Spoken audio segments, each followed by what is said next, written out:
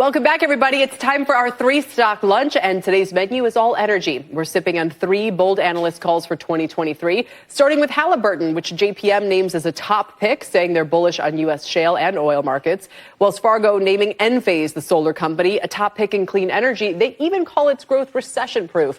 And Piedmont Lithium, Cowen calling it a best idea, in line for a boost from EV battery demand. Here to help us trade all three is Lee Munson. He's president and CIO of Portfolio Wealth Advisors.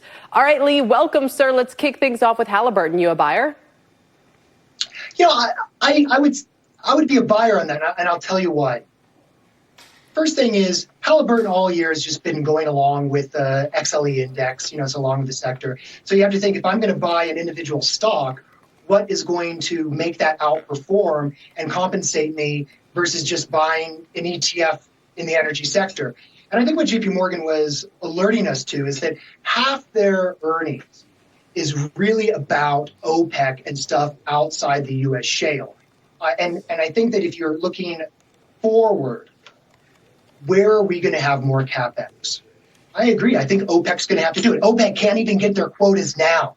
So they're going to have to spend because they've been underspending for years and years and years. Do we really think that that's going to be the same amount of spending as the U.S. shale? JPM doesn't think that. I tend to agree with that. So I think if you think that CapEx spending is going to happen, think COVID lockdowns in China are going to stop, and you think that we're going to have a soft landing for energy demand, Halliburton is a good individual stock to try to jack up your energy data. All right, so let's go to the next one, which is Enphase. Do you like this idea that this is recession-proof? Is anything recession-proof? I love when analysts tell me. It's like a little bedtime tale.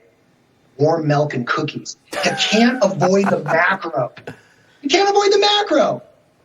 I have an Enphase microinverter. It's fine.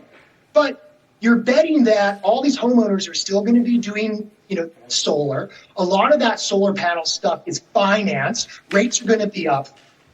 But I get what they mean. Here's the thing with Enphase. You're buying it because supposedly they're going to double their capacity over the next 12 months, meaning they're going to have more stuff to sell more easily. But the stock's trading at a 70 times next year's earnings. And I think that's rich. And plus, when you look at Wells, the price target's only 10% where it is now. That's not a lot of upside. I'd rather pick this up 10, 20% lower.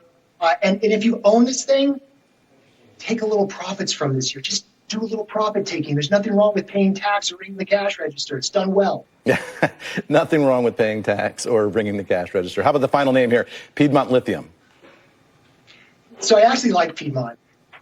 If you're going to speculate in an individual stock versus just, sleep at night in an index fund, this has all the things, right? They don't make money now, but they're going to make money soon. Like in the third quarter of next year. So says Callan, right? They've got to get these permits from the Carolinas. You got to have electric vehicles not hit the macro headwinds, right? Again, it's all about not avoiding the macro. But if you want to get in early on lithium that's sourced here in the United States, there's some big risks to this company, which I just said. But if all things work out, and you start having those lithium prices going up, I think this could be a big winner. But remember, out of the three stocks we talked about today, this is speculative. And think about it. The call suggests a 90% upside from here. So if you're looking for a little bit of spice in your portfolio, I would go for this one. A little bit of spice in our drink. I'm feeling maybe a little bit woozy after those three stocks at our lunch. But Lee Munson, thank you for that. Really appreciate your insights here. And coming